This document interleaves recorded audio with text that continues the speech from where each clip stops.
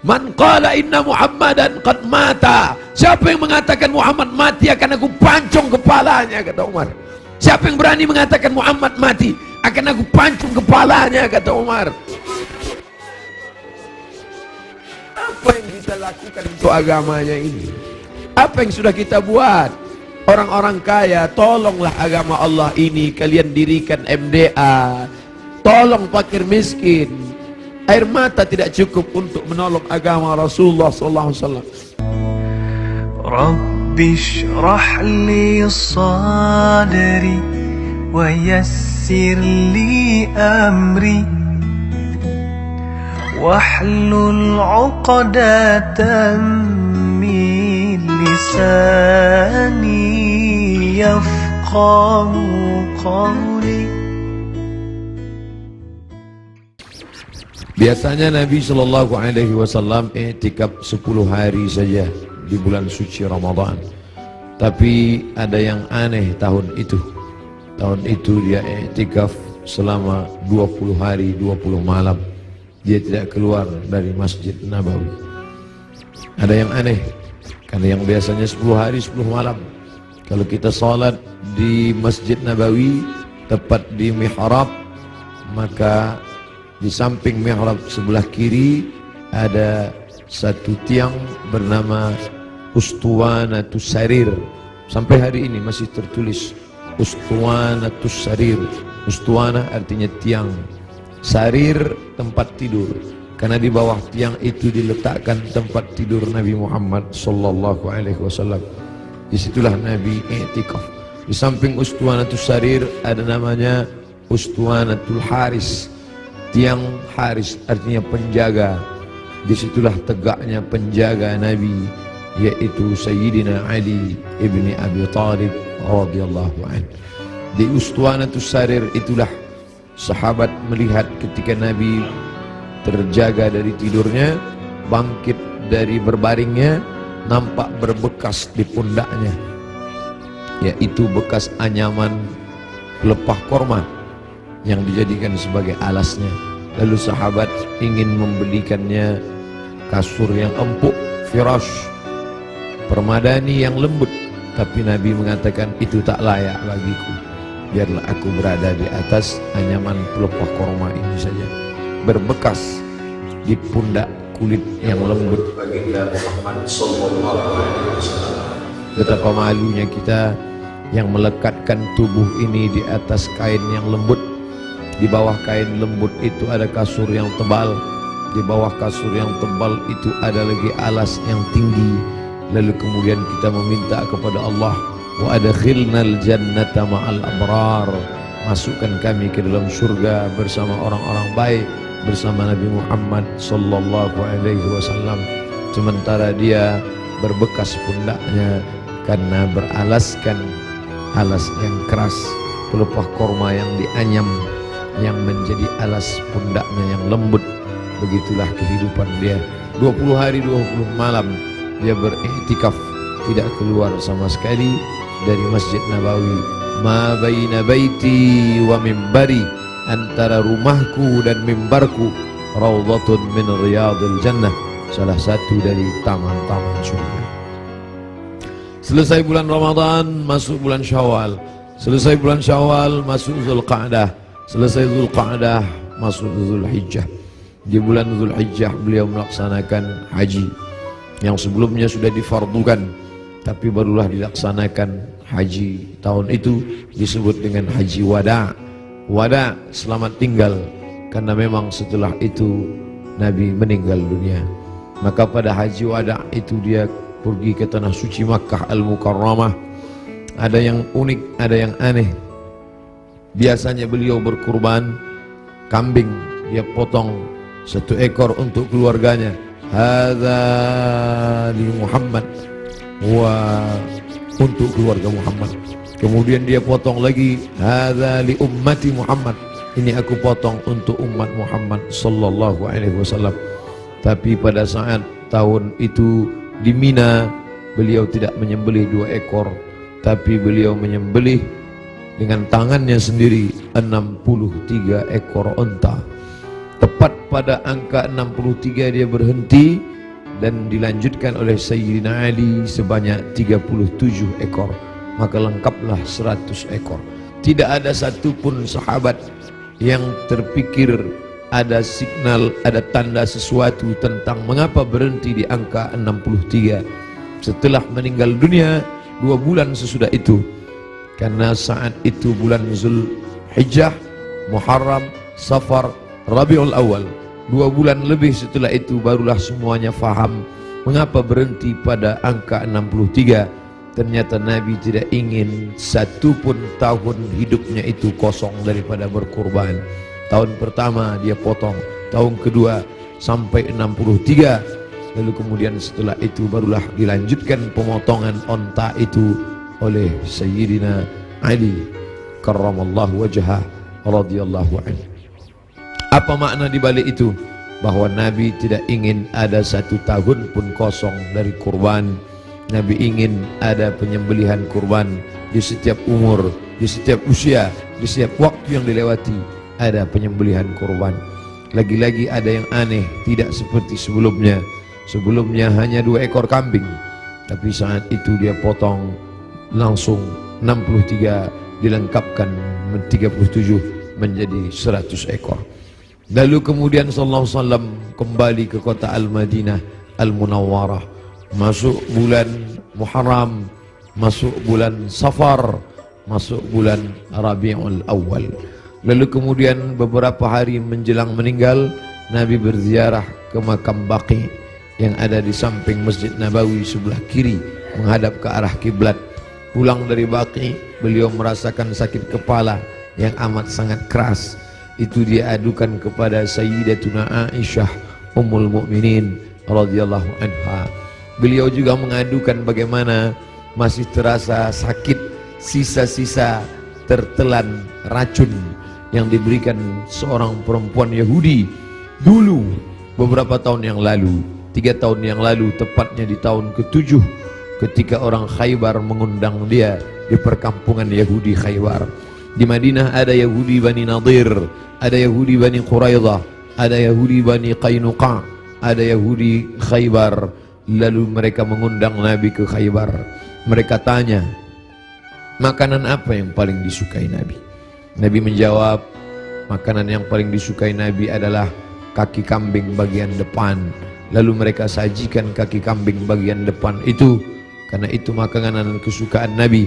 Rupanya di bagian depan kaki kambing itulah mereka tanamkan racun yang paling sangat banyak, paling berbahaya. Sahabat Nabi yang mengunyah daging kambing itu langsung meninggal di tempat. Nabi SAW sepakat semua ahli sirah bahwa Nabi memasukkan daging kambing itu ke mulutnya, tapi mereka ikhtilaf tentang menelan. Maka segera Jibril alaihissalam memberitahu bahwa ada racun. Nabi memuntahkannya keluar, tapi ada beberapa tetes air liur masuk ke dalam. Kenapa itu terjadi? Bukankah Allah menjaganya? Bukankah malaikat mendapatkan wahyu, mendapatkan ilham, mendapatkan pesan untuk menjaga Nabi? Kenapa bisa terjadi? Hikmah di balik itu menurut ahli sirah, Allah ingin menyempurnakan nikmat kepada Nabi Muhammad sallallahu alaihi wasallam, bukan hanya sebagai nikmat penutup para nabi dan rasul, tapi juga nikmat sebagai mati sebagai seorang syahid.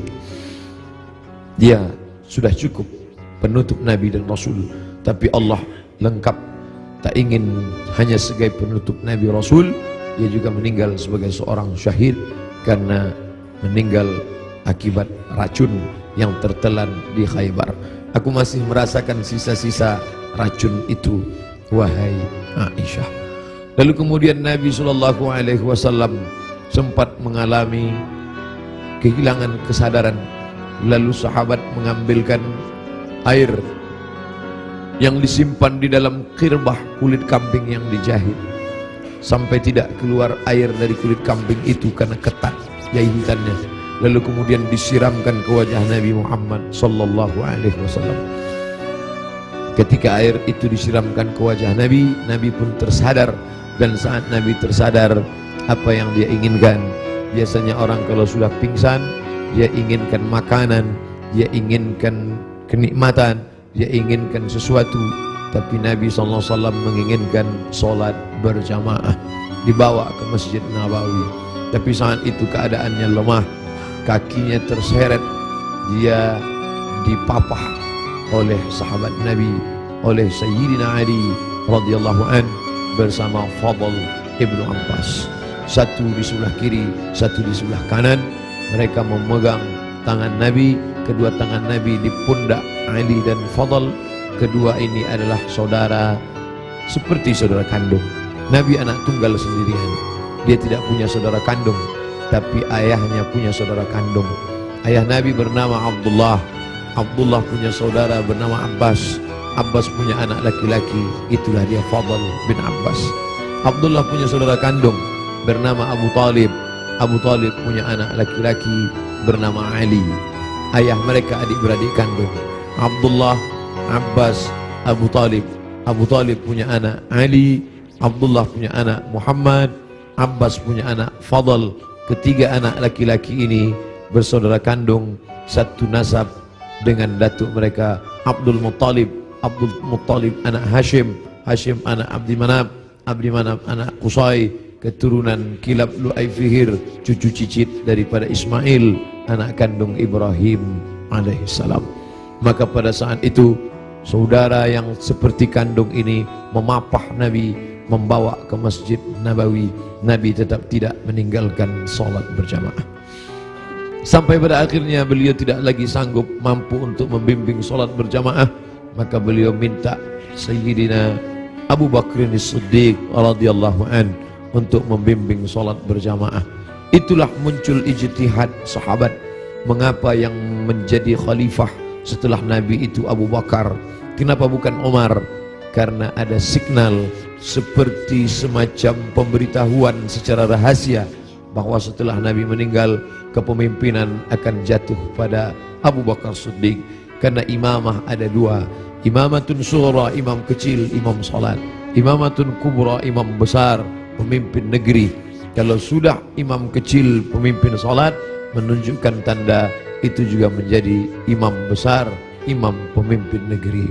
Maka ketika Abu Bakar Siddiq yang diminta sebagai pengganti imam saat Nabi sakit, seolah-olah seperti signal pertanda Nabi memberikan ridha, nanti setelah meninggal Abu Bakar Siddiqlah yang akan memimpin kepemimpinan politik. Maka berbaiatlah sahabat setelah Nabi SAW meninggal. Salat dipimpin oleh Abu Bakar Siddiq radhiyallahu an. Sahabat menunggu, Nabi tak juga keluar. Ternyata signal itu diberikan kepada Abu Bakar. Abu Bakarlah yang memimpin salat. Sampai akhirnya pada suatu ketika Nabi membuka tirai jendela dari samping kamarnya, kamarnya bersama Aisyah yang langsung tembus ke Masjid Nabawi. Sahabat sudah tegak berdiri. Sahabat menunggu bahwa akan dipimpin oleh Nabi, tapi mereka faham Nabi tidak dapat berjalan. Nabi tetap berada di kamarnya. Nabi hanya melihat dari balik jendela, dari pertanda wajahnya, dari anggukan kepalanya. Sadarlah mereka bahwa Nabi memberikan signal, solatlah bersama Abu Bakar Siddiq. Nabi tetap berada di kamarnya karena dia tidak bisa ikut serta bersama para sahabat yang akan melaksanakan solat. Lalu kemudian dibawa oleh Fadl dan Abu Bakar, dibawa oleh Fadl dan Ali, diberikan kekuatan oleh Allah Subhanahu wa taala. Nabi naik ke atas mimbar tepat pada hari Rabu. Hari Rabu terakhir, Kamis, Jumat, Sabtu, Ahad, Senin, 5 hari menjelang meninggal. Nabi naik ke atas mimbar. Sampai di atas mimbar, apa kata Nabi sallallahu alaihi wasallam? Man kuntu jalattu lahu dhahran. Siapa yang pundaknya pernah aku cambuk, saat aku mencambuk onta, lalu ujung cambuk itu terkena pundaknya karena dia berada di balik onta, di balik kuda, di balik keledai, di balik bukit, terkena ujung cambuk itu. Lalu dia merasa sakit hati, tapi dia tidak mau menuntut karena dia segan, karena aku seorang nabi. Man kuntu jalattu lahu dhahran. Siapa yang pundaknya pernah aku cambuk, hadza dhahri, ini pundakku, ini pundak Muhammad, falyastaqid minhu, silakan balas. Sahabat semua terdiam. Sahabat tahu masa-masa perpisahan itu pasti akan datang. Nabi minta maaf. Siapa yang kulitnya pernah aku sakiti, ini pundakku, silakan balas. Semua sahabat terdiam. Man kuntu syatamtu lahu irdan, siapa yang pernah cakapku kasar menyinggung perasaannya. Man kuntu syatamtu lahu irdan, siapa yang pernah aku caci maki, andai datang keluar kata-kata kasar dari lidahku lalu kemudian hatinya tersinggung, hadza irdi, ini harga diri Muhammad, falyastaqid minhu, silakan balas. Semua sahabat terdiam. Tak ada sahabat yang ingin membalas. Mereka mengikhlaskan semua. Andai pernah tercambuk pundak mereka, ya Rasulullah, jangankan pundak, nyawa kami berikan untuk kau. Saat gigimu patah, saat pelipismu berdarah, sahabat menghunuskan pedang di tengah pasukan berkobar pada perang Uhud. Mereka masuk, dijamin pasti 99,9% akan mati. Mereka memberikan nyawanya untuk Nabi Muhammad sallallahu alaihi wasallam. Abu Bakar Siddiq, hartanya, emasnya sampai berbungkal dia berikan untuk biaya hijrah. Jangankan nyawa, jangankan harta, semua kami berikan untukmu ya Muhammad. Semua sahabat terdiam. Lalu kemudian Nabi bertanya, siapa yang pernah aku pinjam uangnya dan belum dibayar? Kemudian tegak seorang sahabat, innalaka alayya thalatha darahim, engkau ada utang 3 dirham ya Muhammad. Engkau pernah pinjam uang thalatha darahim, 3 dirham dan belum terbayar. Apa kata Nabi kepada Fadl? Fadl duduk di samping mimbar. Idfa ya Fadl, bayarkan wahai Fadl. Bayar 3 dirham kepada dia. Fadl segera membayarkan 3 dirham karena Nabi tidak ingin tertinggal 3. Kalau pernah tersakiti fisik, pipi yang tertampar, rambut yang tertarik, kulit yang terluka, jangan sampai kita bawa mati menghadap Allah. Kalau pernah ada hati yang tersakiti, jangan sempat ada hati orang yang sakit, maka mintalah maaf. Itu yang ditunjukkan oleh Nabi Muhammad sallallahu alaihi wasallam. Lalu kemudian hutang piutang, walaupun mati syahid, orang mati syahid tidak akan merasakan sakaratul maut. Orang yang mati syahid tidak akan merasakan azab kubur. Orang yang mati syahid tidak akan merasakan hisab. Orang yang mati syahid langsung masuk surga. 4 keutamaan mati syahid, ilat dain, kecuali hutang piutang. Nabi Sayyidul Anbiya wal Mursalin pun tidak ingin ada hutang piutang, maka dia minta kepada Fadl, idfa ya Fadl, bayar wahai Fadl. Fadl membayar. Tapi sahabat sudah merasa tidak enak hati. Mereka sudah tahu detik-detik perpisahan itu tak akan lama lagi. Tanda-tanda itu sudah mereka rasakan sejak dari Ramadan, sejak dari haji, sejak dari Zulqa'dah, sejak dari Zulhijjah, sampai Muharram, sampai Safar, sampai ketika beliau berziarah. Tiba-tiba beliau pergi berziarah bersama para sahabat ke Bukit Uhud. Di bawah Bukit Uhud beliau ucapkan salam kepada syuhada Uhud. Assalamualaikum ya ahlal diyar minal mu'minin wa inna insyaallah bikum lahiqun. Insyaallah kami akan menyusul kamu wahai syuhada Uhud. Nas'alullah lana wa lakumul afiyah. Sahabat mengerti, nampaknya seperti ucapan perpisahan, seakan-akan ucapan wada. Nabi akan meninggalkan mereka tak lama lagi. Lalu kemudian sampailah mereka melihat sakitnya Nabi. Akhirnya dia terbaring dan dia memilih kamar bersama Aisyah, karena kamar itulah yang paling dekat dengan mihrabnya, hanya lebih kurang 22 meter saja. Di sini mihrabnya, di samping mihrab mimbarnya, di samping kiri menghadap ke kiblat, disitulah kamarnya. Antara jarak yang begitu dekat. Biasanya Bilal mengetuk pintu, karena Nabi sholat qabliyah di kamar. Nabi tidak sholat qabliyah di dalam masjid. Nabi sholat qabliyah di kamar. Bilal biasanya mengetuk pintu, bertanya, sudah bolehkah iqamat wahai Rasulullah? Kalau Rasulullah mengatakan aqimis salah, iqamatlah Bilal. Barulah Bilal berani, Allahu Akbar, Allahu Akbar, asyhadu an la ilaha illallah, asyhadu anna Muhammadar Rasulullah, hayya 'alas salah, hayya 'alal falah, qad qamatis salah, qad qamatis salah, Allahu Akbar, Allahu Akbar, la ilaha illallah. Tapi hari itu tidak ada signal dari Nabi, karena Nabi berada di kamar. Dipapah pun tak juga sanggup berdiri. Sampai akhirnya datanglah Sayyidatuna Fatimah masuk ke dalam kamar Nabi sallallahu alaihi wasallam. Nabi membisikkan sesuatu ke telinga Fatimah. Fatimah tersenyum. Nabi membisikkan sesuatu ke telinga Fatimah. Fatimah bersedih. Kelihatan dari raut wajah Fatimah ada sesuatu yang tidak menyenangkan. Nabi berbisik sesuatu ke telinga Fatimah. Fatimah tersenyum. Di saat yang sama terlihat wajahnya seperti gembira mendengar sesuatu. Setelah itu berlalu, lalu Aisyah bertanya kepada Fatimah, apa yang dibisikkannya wahai Fatimah? Kata Fatimah, tak lama lagi masanya.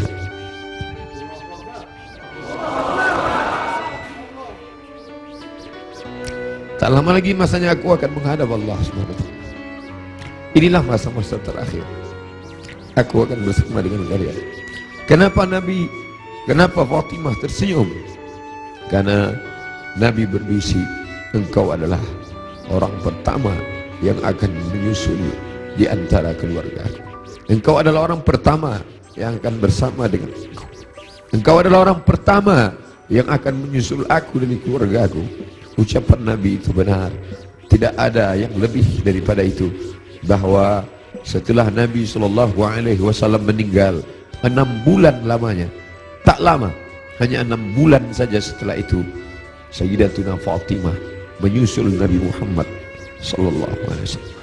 Anaknya dikatakan Nabi, Innal Hasan wal Husain Sayyida Syababi Ahlil Jannah. Sesungguhnya Sayyidina Al-Hasan, Sayyidina Al-Husain adalah 2 pemimpin pemuda surga. Pemuda-pemuda yang salat subuh ini, pemuda-pemuda ahli surga ini akan dipimpin oleh Sayyidina Al-Hasan, Sayyidina Al-Husain. Fatimah Sayyidatu Nisa'i Ahlil Jannah, perempuan-perempuan yang hadir di majlis ilmu ini, perempuan-perempuan salihah yang hidup bersama kita saat ini. Mereka akan masuk surga dipimpin oleh Sayyidatu Nisa'i Ahlil Jannah, yaitu Khadijah, yaitu Sayyidatuna Fatimah, buah pernikahan Nabi dari Sayyidatuna Khadijah Al-Kubra. Itu yang membuat Fatimah tersenyum. Bagaimana rasanya ketika kebahagiaan bersatu dengan kesedihan? Satu sisi merasa bersedih karena akan berpisah dengan Nabi, tapi ternyata perpisahan itu tidak lama Fatimah. Perpisahan itu tidak lama Fatimah, hanya sekedar 6 bulan saja. Setelah itu engkau akan menyusul. Engkau akan menyusul. Allahumma salli ala Sayyidina Muhammad. Allahumma salli ala Sayyidina Muhammad. 14 abad yang lalu kisah itu terjadi, tapi seakan-akan kita bersama dalam ruangan itu, bersama Aisyah, bersama Fatimah. Mudah-mudahan kesusahan kita ini akan membuat kita dekat dengan Nabi SAW. Tidak ada yang bisa menguatkan jiwa kita selain daripada takbir Allahu Akbar. Jangan biarkan jiwa ini larut bersama kesedihan. Tidak layak untuk sedih, karena orang-orang beriman dia mesti kuat. Allah bersama dia, Rasulullah SAW selalu bersama dia. Kita tetap berselawat, kita tetap agungkan Allah. Mengapa kita mesti rapuh? Mengapa kita mesti bersedih? Orang beriman itu, ala inna awliya Allah, ketahuilah wali-wali Allah, orang-orang yang menolong agama Allah, la khaufun alaihim walahum yahzanun. Tak ada takut dalam hati mereka, tak ada takut dalam jiwa mereka. Walahum yahzanun, mereka tidak bersedih hati. Yang tidak boleh hanya memukul-mukul pipi, menarik-narik kantong, menarik-narik rambut, menyobek-nyobek baju. Laisa minna man darabal khudud wa syaqqal juyub. Siapa yang memukul pipi, siapa yang menarik rambut, siapa yang merobek kantong, bukan umat Muhammad sallallahu alaihi wasallam. Adapun meneteskan air mata, Nabi pun menangis ketika anaknya Ibrahim meninggal dalam usia 18 bulan. 18 bulan umur anak kesayangan itu meninggal, meleleh air mata Nabi. Kenapa engkau menangis ya Rasulullah? Ama tarda ya Rasulullah? Apakah engkau tidak ridha atas ketetapan Allah ini? Aku ridha, kata Nabi. Lalu kalau ridha, kenapa engkau menangis? Ungkapan kasih sayang. Air mata ungkapan kasih sayang. Kita bukan marah kepada Allah, kita bukan tidak senang. Ini bukan niyaha, ini bukan ratapan, ini bukan majelis ratapan. Ratapan adalah sumpah serapah. Mengapa anakku yang meninggal? Mengapa menantuku yang meninggal? Mengapa suamiku yang meninggal? Kita tidak meratap. Majelis ratapan dicela, dimurkai oleh Allah dan Rasulullah. Kita tidak meratap. Ini air mata kesedihan, ini air mata kasih sayang. Selama mulut tidak menyumpah serapah, da'hunna, kata Nabi, ketika ada beberapa perempuan yang menangis bersama Nabi berjalan, Sayyidina Umar radhiyallahu an. Lalu apa kata Umar? Da'hunna, biarkan mereka menangis, ungkapan kasih sayang. Selama tangan tidak memukul pipi, selama tangan tidak menarik rambut, selama mulut tidak berkata sumpah serapah, maka biarkan. Bahkan ketika Nabi memegang jenazah Utsman ibnu Maz'un, menetes air mata Nabi, jatuh ke pipinya, jatuh ke janggutnya, jatuh ke bawah sampai ke wajah Utsman bin Maz'un, menunjukkan air mata itu banyak. Nabi menangis. Nabi hatinya lembut. Menangis adalah ungkapan kasih sayang. Menangis adalah ungkapan kesedihan. Menangis adalah ungkapan keridhaan. Menangis adalah ungkapan melepaskan jiwa yang tertahan, tapi kita tidak larut dalam tangisan itu. Nabi berbaring, lalu kemudian ditutupi wajahnya, ditutupi dengan kain, tapi perlahan dia bukakan sampai akhirnya tangan itu tidak bisa bergerak. Lalu kemudian Sayyidatuna Aisyah radhiyallahu anha membacakan Al-Fatihah. Bismillahirrahmanirrahim. Alhamdulillahirabbil alamin. Ar-Rahmanir Rahim. Maliki yaumiddin. Iyyaka na'budu wa iyyaka nasta'in. Ihdinas siratal mustaqim. Shiratal ladzina an'amta 'alaihim ghairil maghdubi 'alaihim waladdallin. Amin. Dibacakannya qul huwallahu. Bismillahirrahmanirrahim. Qul huwallahu ahad, Allahus samad, lam yalid wa lam yulad wa lam yakul lahu kufuwan ahad. Qul huwallahu ahad, Allahus samad, lam yalid wa lam yulad wa lam yakul lahu kufuwan ahad.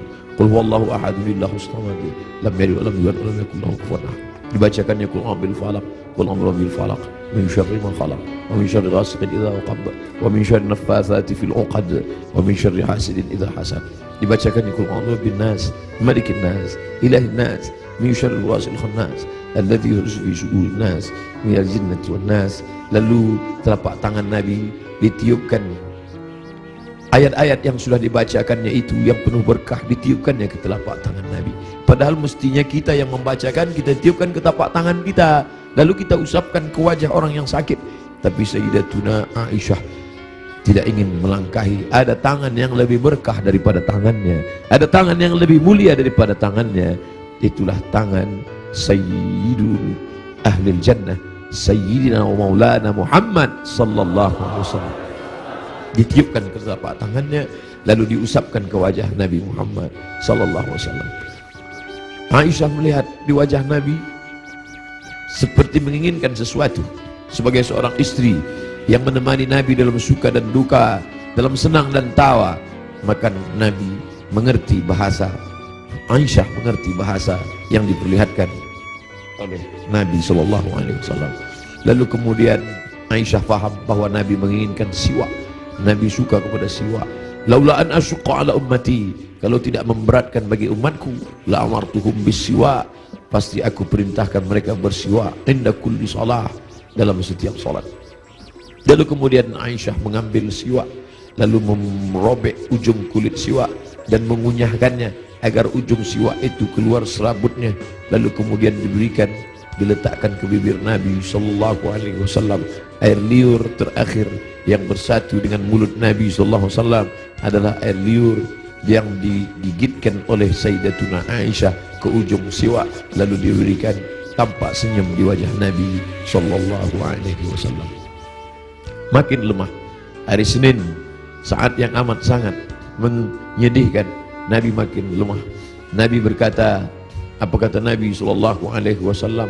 As-salah, as-salah, as-salah, as-salah. Salat.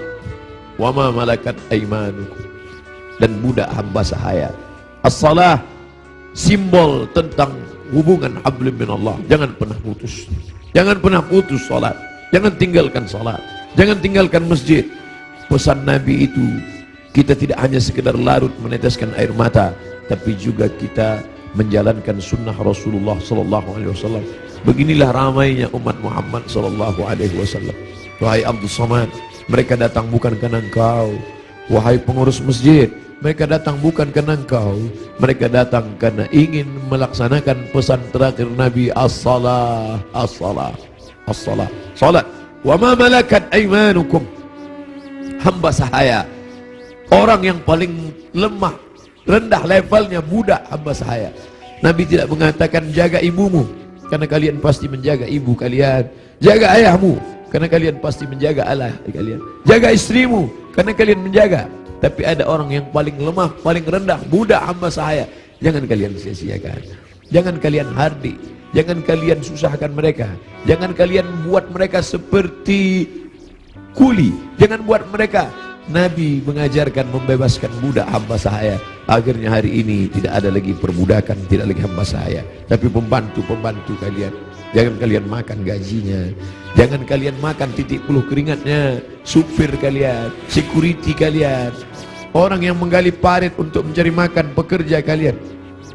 Sampai hati kalian makan titik puluh keringatnya. Sampai masanya nanti mereka lebih mulia daripada kalian, dan amal sholat kalian, puasa kalian akan habis diambil. Atadruna mal muflis, tahukah kamu siapa itu orang yang bangkrut? Siapa itu ya Rasulullah? Mayati yaumal qiyamati bi salatin, orang yang datang menghadap Allah dengan salat yang banyak, wa siyamin, puasanya banyak, wa zakatin, zakatnya banyak, haji umrohnya banyak, tapi dia sudah menganiaya orang lain. Qad syatama hadza, mencaci maki si fulan, wa daraba hadza, menempeleng si fulan, wa akala mala hadza, memakan harta si fulan, wa syatama hadza, mencaci maki si fulan. Mereka akan datang menuntut di hadapan Allah. Nabi berpesan, as-salah, as-salah, jaga salat, jaga salat, jangan tinggalkan salat. Wa ma malakat aymanukum, budak kalian, hamba sahaya kalian. Hari ini tidak lagi ada hamba sahaya, tapi ada orang-orang lemah di sekitar kita. Anak yatim di antara kalian, jaga. Fakir miskin di antara kalian, jaga. Janda-janda tua, suaminya sudah meninggal, hidup sebatang kara, anaknya tidak lagi ada, jaga. Jangan sampai mereka kelaparan. Mereka orang-orang yang al-mustad'afun, orang-orang lemah, berada di bawah kekuasaan kalian, maka tolong bantu mereka. Apa kata Nabi sallallahu alaihi wasallam sebelum dia meninggal? La'anallahu al-yahud wan nasara. Allah melaknat Yahudi dan Nasrani. Kenapa? Ittakhadhu qubur anbiya'ihim masajid. Mereka menjadikan kubur nabi-nabi dan orang soleh di antara mereka, mereka robah menjadi masjid. Mereka robah menjadi tempat ibadah. Nabi melarang. La'anallahu al-yahud wan nasara. Allah melaknat Yahudi dan Nasrani. Ittakhadhu qubur anbiya'ihim masajid. Alhamdulillah, sampai hari ini tidak ada satupun orang Islam di dunia ini yang meratakan kubur dengan tanah, lalu di atas kubur itu dibangun masjid sebagai tempat ibadah. Tidak ada. Di bawah lantai ini tidak ada kuburan. Andai ada kubur di bawah lantai ini, maka kita sudah melanggar peringatan terakhir. Detik-detik menjelang Rasul meninggal, biasanya orang meninggal akan menyampaikan pesan-pesan penting. Hari itu dia lepaskan semua. Budak-budak hamba sahayanya dia merdekakan semua. Tombaknya, pedangnya, baju besinya dia wakafkan semua fisabilillah. Tidak ada yang melekat pada tubuhnya. Dia ingin mati menghadap Allah Subhanahu wa taala dalam keadaan bersih sebersih-bersihnya. Tapi pesan-pesan ini penting. Dia tidak ingin ada orang membangun makam menjadi tempat ibadah, lalu kemudian orang beribadah di sana, sholat di atasnya. Adapun ada makam di samping kiri masjid, di samping kanan masjid, ada dinding, ada jalan, maka itu tidak termasuk menjadikan makam sebagai masjid. Yang dilarang hanyalah meratakan makam lalu dibangun masjid di atasnya. Laknat Allah, laknat Rasulullah kepada mereka yang melakukan itu, dan kita tidak ada satupun yang melakukan itu. Masjid kita bersih daripada ini. Sampai akhirnya saat petang hari Nabi mulai mengatakan, apa kata Nabi SAW? Ma'an nabiyyin was-siddiqin was-syuhada was-salihin wa hasuna ulaika rafiqa. Ma'an nabiyyin, akan bersama dengan para nabi, Adam, Idris, Nuh, Hud, Saleh, Ilyas, Ilyasa, Zakaria, Musa, Yahya, Ayub, Sulaiman, Zulkifli. Mereka sudah lama menantikan saat Isra Mi'raj bertemu di langit pertama, bertemu di langit kedua, bertemu di langit ketiga. Bahkan wa antal imam, engkau yang menjadi imamnya saat salat di Masjidil Aqsa. Tapi ini pertemuan bukan antara hidup dengan mati, tapi pertemuan antara orang yang sudah meninggalkan kehidupan.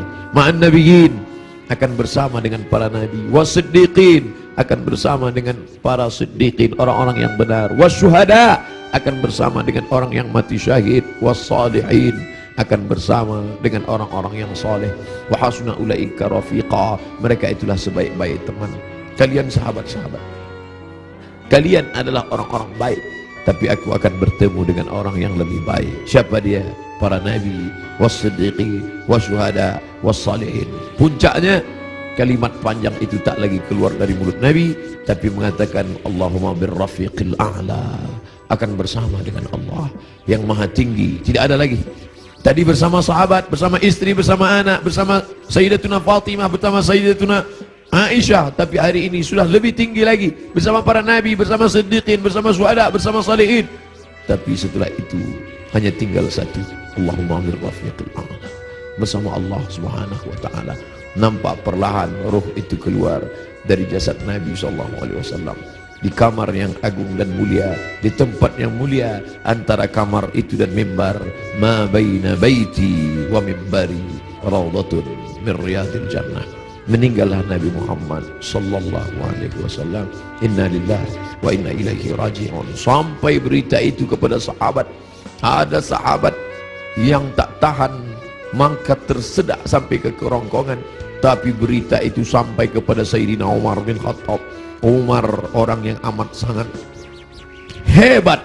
Sebelum Umar masuk Islam, tidak ada orang yang berani membaca Al-Quran dengan suara keras, semuanya bersembunyi. Tapi begitu Umar masuk Islam, orang berani. Begitu juga respon kepada Umar. Begitu sampai berita kepada Umar, wahai Umar, Nabi Muhammad SAW sudah meninggal, wahai Umar. Umar mencabut pedangnya. Man qala inna Muhammadan qad mata, siapa yang mengatakan Muhammad mati akan aku pancung kepalanya, kata Umar. Siapa yang berani mengatakan Muhammad mati akan aku pancung kepalanya, kata Umar.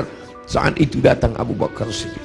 Datang Abu Bakar Siddiq membacakan ayat wa ma Muhammadun illa rasul, wa ma Muhammadun illa rasul. Muhammad bukan Tuhan, Muhammad hanyalah seorang rasul. Qad khalat min qablihi rusul, sebelum dia dulu sudah ada rasul-rasul. Ada Adam, Adam meninggal. Ada Idris, Idris meninggal. Ada Nuh, Nuh meninggal. Ada Ayub, Ayub meninggal. Ada Zulkifli meninggal. Ada Musa, Musa meninggal. Ada Harun, Harun meninggal. Qad khalat min qablihi rusul afa immata, kalau dia meninggal, au qutila, atau dia dibunuh orang, inqalabatum ala a'qabikum, apakah kalian akan meninggalkan agama ini? Apakah kalian akan murtad?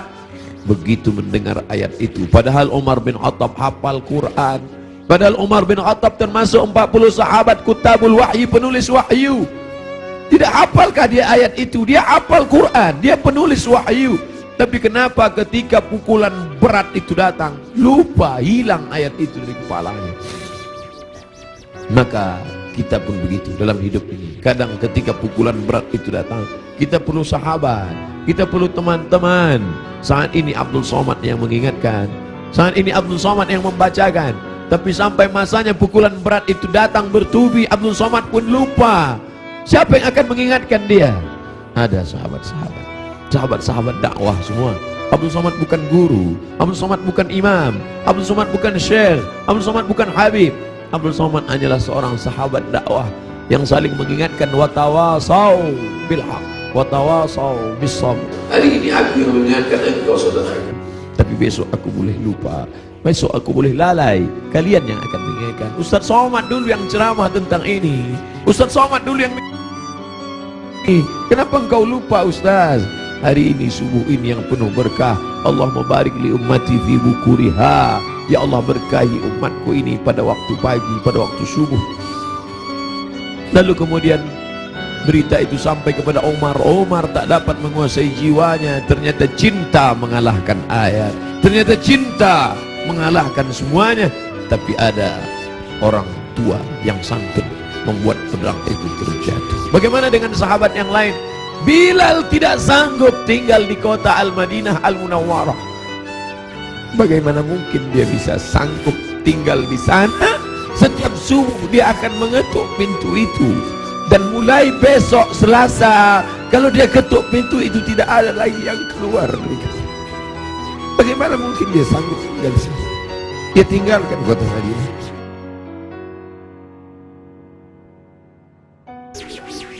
Bilal tak sanggup memandangkan azan. Bilal pergi ke negeri Syam. Dia tinggalkan kota Al-Madinah Al-Munawwarah. Dia pergi ke negeri Syam. Sampai akhirnya Anas bin Malik pergi pindah ke Basrah. Anas bin Malik sahabat yang terakhir meninggal di Basrah tahun 93 tahun 94 Hijrah. Mereka tidak sanggup. Mereka tidak sanggup tinggal di sana. Sebagian sahabat menetap karena kekuatan iman, kekuatan cinta. Tapi sebagian sahabat juga harus menghindar jauh karena kerinduan yang begitu mendalam. Sampai akhirnya Bilal tetap menetap di sana. Sampai akhirnya Umar merasa perlulah Bilal kembali sekali-sekali. Datanglah Bilal ke kota Al-Madinah Al-Munawwarah. Aku tidak sanggup, kata Bilal. Bagaimana aku akan mengumandangkan azan di sana? Yang biasanya kalau aku mengumandangkan azan, setelah itu aku iqamah. Kalau aku iqamah ada yang keluar dari kamar itu. Nanti kalau aku iqamah tidak ada yang keluar dari sana.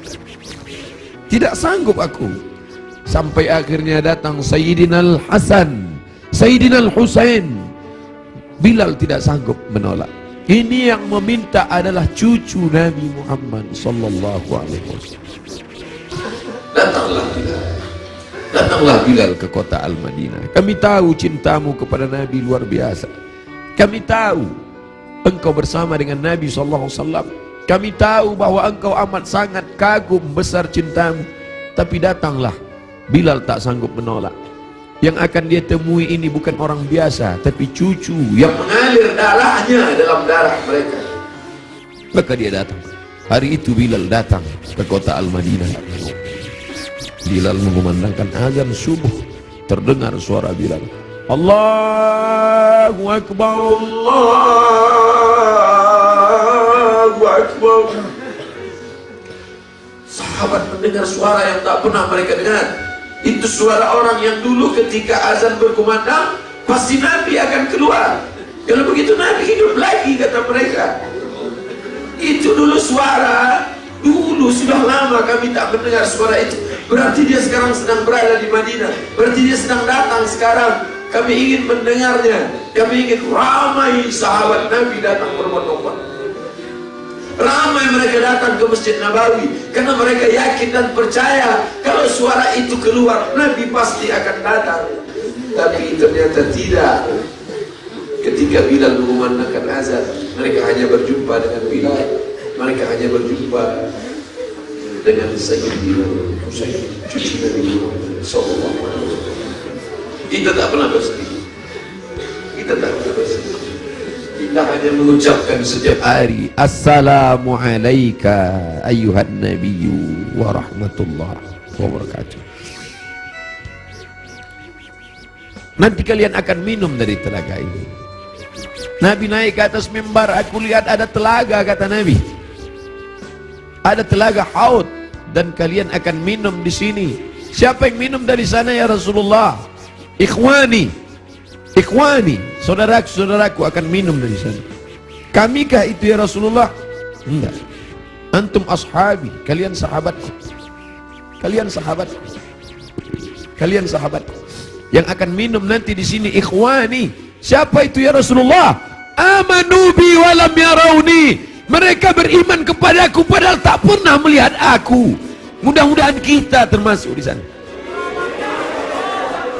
Aku bukan orang Arab, aku tidak Quraisy, aku tidak pernah bersamanya, tapi aku berharap, kita semua berharap 14 abad jarak kita dengan dia, 1439 tahun yang lalu jarak kita dengan dia. Dia sudah memikirkan kita, patah giginya, berdarah pelipisnya, berdarah kakinya. Sahabat berkata, engkau punya doa mustajab ya Rasulullah, engkau punya doa makbul ya Rasulullah. Kau doa sekali saja rata mereka dengan tanah, kau doa sekali saja mati mereka ya Rasulullah. Mintakan doa itu ya Rasulullah. Allahumma salli ala Sayyidina Muhammad. Sekali saja engkau berdoa ya Rasulullah, akan mati mereka semua. Kata Rasulullah, tidak, doa itu aku simpan. Untuk siapa? Untuk kalian nanti di padang mahsyar. Aku simpan doa itu syafaatan li ummati. Dia pikirkan kita 14 abad yang lalu. Apa yang kita lakukan untuk agamanya ini? Apa yang sudah kita buat? Orang-orang kaya, tolonglah agama Allah ini. Kalian dirikan MDA, tolong fakir miskin. Air mata tidak cukup untuk menolong agama Rasulullah SAW. Pemimpin-pemimpin, raja-raja, sultan-sultan, kalian semua akan mati menghadap Allah. Satu-satunya syafaat hanyalah syafaat Rasulullah SAW. Sungguh ini, bapak-bapak dari kepolisian, bapak-bapak dari TNI, hadirin hadirat sekalian, kita semua insya Allah mendapat syafaat Nabi Muhammad SAW. Cinta kita mendalam. Abdul Somad, kau bukan siapa-siapa. Mereka mendengar kau bicara karena yang keluar dari mulutmu itu hanyalah sabda Rasulullah SAW. Kau hanya meminjam kemuliaannya.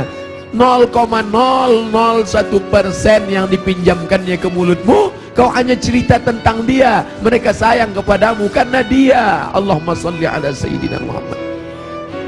Kami cinta kepada Allah, kata Yahudi. Kami cinta kepada Allah, kata Nasrani. Kami cinta kepada Allah. Qul, katakan, in kuntum tuhibbunallah, kalau memang betul kalian cinta kepada Allah, fattabi'uni, ikuti aku.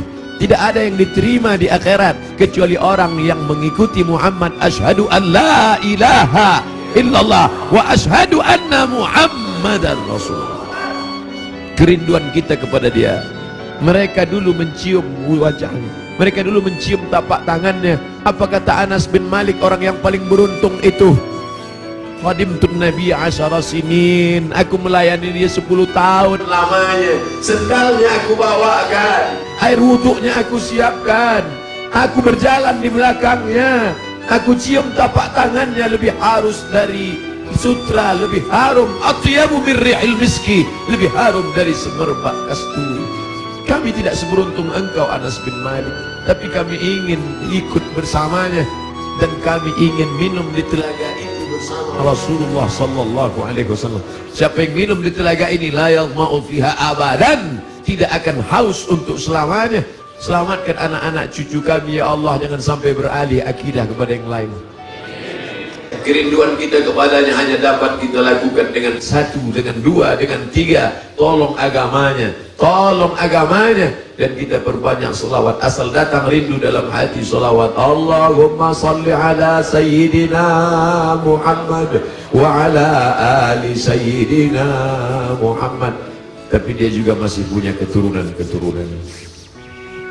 Ada keturunan-keturunan itu tetap terjaga. Para habaib kita, Habib Omar bin Hafiz, para ahli bait yang ahlus sunnah wal jamaah, ahli bait yang mencintai Omar tapi juga mencintai Ali, ahli bait yang mengagungkan Ali tapi juga tidak mencaci maki Abu Bakar, Omar, Uthman.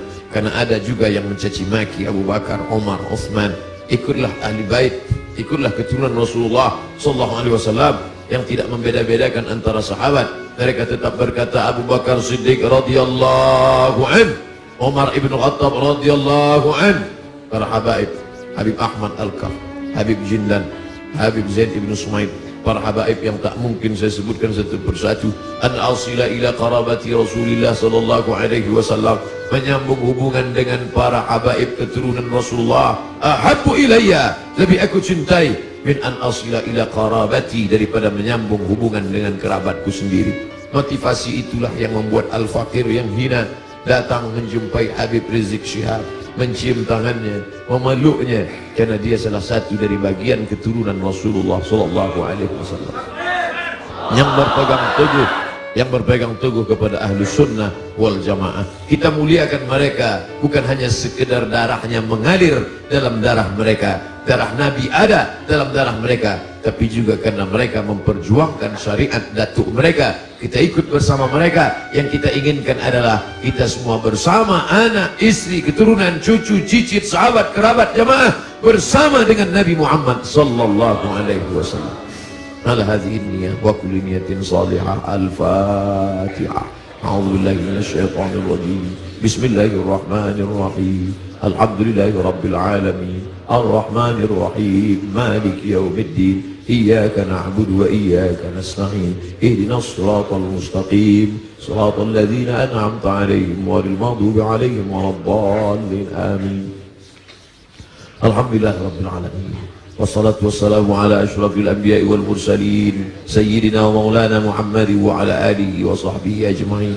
Allahumma arzuqna rizqan halalan tayyiban mubarakan fih. Berikan kami rezeki yang halal yang penuh berkah supaya bisa kami berkunjung ke Baitullah. Rabbana ighfir lana dzunubana, ampunkan dosa kami ya Allah. Wali walidina, ayah kami ya Allah. Melepuh kulitnya mencarikan rezeki yang halal untuk biaya sekolah kami, untuk makan kami. Dia jaga makanan kami agar supaya kami tidak makan riba, makan haram. Wali ummahatina, ampunkan ibu kami ya Allah. Berapa kali dia tidak tahajud malam karena tangis kami sampai menjelang azan subuh. Berapa kali dia tidak sholat du'a padahal dia sudah pakai mukena, tapi kami kencing air najis kami di pakaiannya ya Allah. Berapa kali dia diusir orang dari keramaian, di majelis akad nikah, di majelis akikah, di majelis walimah. Tajam mata orang melihat matanya karena kami menangis berteriak di depan orang banyak. Malu dia gara-gara kami ya. Andai dia masih hidup bersama kami, dapat kami belikan makanan yang dia suka, dapat kami cium tangannya, dapat kami peluk dia. Tapi sebagiannya sudah kembali menghadap engkau, tak ada yang dapat kami ucapkan Allahumma ighfir laha, ampunkan dosanya, warhamha, warhamha, warhamha, curahkan rahmat kasih sayangmu padanya, wa akrim nuzulaha, muliakan dia, waj'alil jannata mathwaha, jadikan surga sebagai tempat tinggalnya ya Allah. Allahumma ja'al qabraha radatan min riyadil jinan, jadikan kuburnya salah satu dari taman surgamu ya Allah. Wala taj'al qabraha hufratan min hufarin niran, jangan jadikan kuburnya salah satu dari lubang neraka ya Allah. Rabbana hab lana minas salihin, jadikan anak-anak kami anak-anak yang saleh dan salihah ya Allah. Allahumma ja'alhum min huffazil Quran, jadikan mereka para penghafal Al-Quran ya Allah. Subuh ini kami dibimbing oleh Ustadz kami, guru kami, Ustadz Muzammil. Panjangkan umurnya ya Allah, sehatkan badannya ya Allah. Jadikan anak kami bisa menjadi imam salat seperti suaranya, seperti hafalannya ya Allah. Bangkitkan kami nanti bersama para malaikat, bersama orang-orang yang seperti kau janjikan, al-mahiru bil Quran, orang yang mahir membaca Quran, menghafal Quran, mengajarkan Quran, mengamalkan Quran, ma'as safaratil kiramil bararah, bersama para malaikat yang agung dan mulia. Ya Allah, godaan anak-anak kami, remaja kami, anak muda kami ini berat. Mereka digoda dengan berbagai macam godaan, internet, Twitter, BBM, WhatsApp, dengan berbagai macam perbuatan dosa maksiat.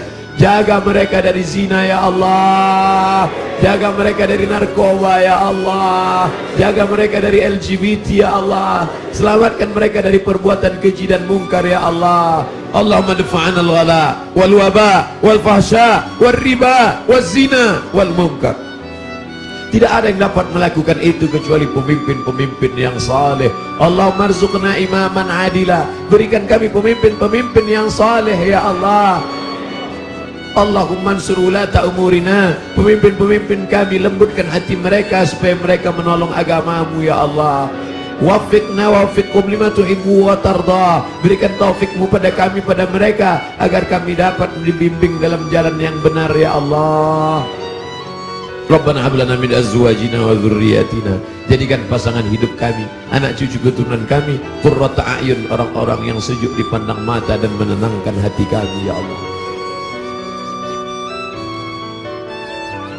Berikan kami rezeki yang halal supaya kami dapat mengucapkan salam di makam Nabi-Mu. Assalamu alayka ya Rasulullah, assalamu alayka ya Habiballah, assalamu alayka ya Nabi Allah, assalamu alayka ya khaira khalqillah, assalamu alayka ya safwatullah, assalamu alayka ayyuhan nabiyyu wa rahmatullahi wa barakatuh. Rasanya mata kami tak layak melihat dia karena mata ini terlalu banyak melihat maksiat. Katanya telinga ini tak layak mendengarkan balasan salamnya karena telinga ini lebih banyak mendengarkan yang tidak dia suka. Rasanya tangan ini tak layak bersalaman, bermusafahah dengannya karena tangan ini terlalu banyak melakukan dosa. Rasanya tubuh ini tak layak memeluknya. Kami tahu tempat kami jauh dari engkau ya Rasulullah. Kami tahu bahwa kami tak layak dekat engkau ya Rasulullah, tapi kami tetap rindu kepada engkau. Yang kami bawa hanya satu, cinta kami padamu. Allahumma salli ala Sayyidina Muhammad. Engkau janjikan lewat sabdamu bahwa orang yang paling dekat dengan engkau, orang yang paling banyak berselawat. Itulah yang dapat kami pegang sampai hari ini. Allahumma salli ala Sayyidina Muhammad. Kami tidak kaya. Andai kami kaya, tentu dapat kami bangun masjid yang besar. Andai kami kaya, dapat kami sekolahkan anak yatim. Andai kami kaya, tentu kami akan dapat membangunkan rumah panti jompo karena cinta kami padamu. Tapi kami juga dalam keadaan susah ya Rasulullah. Kami hanya bisa mengucapkan Allahumma salli ala Sayyidina Muhammad. Tapi kami tahu bahwa engkau tak akan mencia-ciakan, tak akan kau sia-siakan cinta kami kepadamu ya Rasulullah. Ilahi lastu lil firdausi ahla. Aku tahu aku tidak layak masuk ke dalam surgamu ya Allah. Wala aqwa 'ala an-naril jahimi, tapi aku juga tidak kuat masuk dalam nerakamu ya Allah. Dhunubi mithlu a'dadir rimali. Dosa-dosa kami sebanyak buih di lautan, sebanyak pasir di pantai. Fa innaka ghafirudz dzambil 'azim. Tapi kami yakin engkau Maha Pengampun, engkau Maha Pemaaf. Ampunkanlah segala dosa kami ya Allah. Rabbana ighfir lana, masa muda kami yang penuh dengan maksiat dan dosa, ampunkan dosa kami ya Allah. Rabbana ighfir lana dzunubana wa li ikhwanina, saudara-saudara kami yang sudah berbuat baik pada kami, tak dapat kami membalas budi baik mereka, silap mereka, salah mereka, ampunkan dosa-dosa mereka ya Allah. Allahumma inna nas'aluka salamatan fid din. Kuatkan akidah anak-anak kami sehingga mati kami dalam husnul khatimah. Wa afiatan fil jasad. Sehatkan badan kami supaya kami bisa menolong agamamu ya Allah. Sehatkan bapak-bapak polisi kami supaya bisa menolong agamamu ya Allah. Sehatkan bapak-bapak TNI kami supaya bisa menolong agamamu ya Allah. Sehatkan pemimpin-pemimpin bangsa ini supaya bisa menegakkan bersyariat ya Allah. Kami cinta negeri kami, kami cinta saudara-saudara kami yang minoritas. Doa kami kepada engkau, Allahumma hdi qaumana fa innakum la ya'lamun. Berikan mereka hidayah ya Allah. Kami tidak datang sebagai pelaknat penghuni neraka jahanam. Kami tidak datang melaknat mencaci maki. Kami hanya datang sebagai penebar rahmat seperti kau utus Nabi Muhammad arsalnaka illa rahmatan lil alamin. Wa barakatan fir rizqi, berikan berkah pada rezeki kami supaya bisa kami masukkan anak kami ke pondok pesantren, supaya bisa kami bantu ma'had madrasah diniyah awaliyah, madrasah ibtidaiyah. Wa barakatan fir rizq wa taubatan qablal maut, beri kami taubat sebelum mati ya Allah. Wa rahmatan indal maut, curahkan rahmatmu ketika kami nanti mati ya Allah. Wa maghfiratan ba'dal maut, berikan kami ampunan sesudah mati. Allahumma hawwin alaina fi sakaratil maut. Kematian yang dikatakan nabimu seperti tebasan pedang di tempat yang sama beratus kali. Kematian seperti kambing yang dikuliti hidup-hidup. Kematian seperti mata kail pancing yang ditarik dari kulit yang basah. Ringankan kami waktu sakaratul maut ya Allah. Allahumma hawwin alaina fi sakaratil maut, ringankan kami waktu sakaratul maut ya Allah. Dulu saat anak kami lahir, buah hati belayan jiwa, saat dia lahir kami yang membisikkan ke telinganya sayup-sayup, asyhadu an la ilaha illallah. Kami tidak ingin anak kami itu kaya tapi tidak mengenalmu. Kami tak ingin anak kami itu punya jabatan tapi tidak beriman kepadamu. Kami tak ingin anak kami itu masyhur terkenal tapi melupakanmu. Kami ingin saat kami mati sakaratul maut, anak kami lah yang berbisik ke telinga kami, la ilaha illallah. Dia yang kami besarkan dengan titik peluh keringat dan air mata. Kami ingin anak kami itulah yang nanti berkirim doa, Rabbil firli wali walidayya warhamhuma kama rabbayana saghira. Ya Allah, Engkau berjanji, ainani, ada dua mata, la yamassuhuman nar, ada dua mata yang tidak akan tersentuh api neraka. Ainun bakat min khasyatillah, jadikanlah air mata kami ini kami menangis karena takut kepadamu ya Allah. Jadikanlah air mata subuh ini bukan ratapan, bukan ni'ah. Air mata ini air mata yang menangis karena kami takut kepadamu ya Allah. Selamatkan kami dari riya, selamatkan kami dari sum'ah, selamatkan kami dari takabur, selamatkan kami dari sombong, selamatkan dari hasad. Wala taj'al fi qulubina ghilla, jangan jadikan di hati kami ini hasad, benci kepada saudara kami yang seiman ya Allah. Rabbana zalamna, kami sudah menzalimi diri kami. Wa illam taghfir lana, kalau kau tidak mengampuni kami. Wa tarhamna, kalau kau tidak merahmati kami. Lanakunanna minal khasirin. Rabbana atina fid dunya hasanah wa fil akhirati hasanah wa qina adzabannar. Wa sallallahu ala sayyidina wa maulana Muhammad wa ala alihi wa sahbihi wasallam. Walhamdulillahi rabbil alamin. Taqabbalallahu minkum minna wa minkum taqabbal ya karim. Terima kasih segala perhatian. Mohon maaf segala kekhilafan. Jangan lupa saling mendoakan. Kita berpisah tapi hubungan kita tak putus. Satu permintaan Ustaz Abdul Somad, nantikan Ustaz Abdul Somad dalam husnul khatimah. Wassallallahu ala sayyidina Muhammad wa ala alihi wasallam walhamdulillahi rabbil alamin. Wassalamualaikum warahmatullahi wabarakatuh.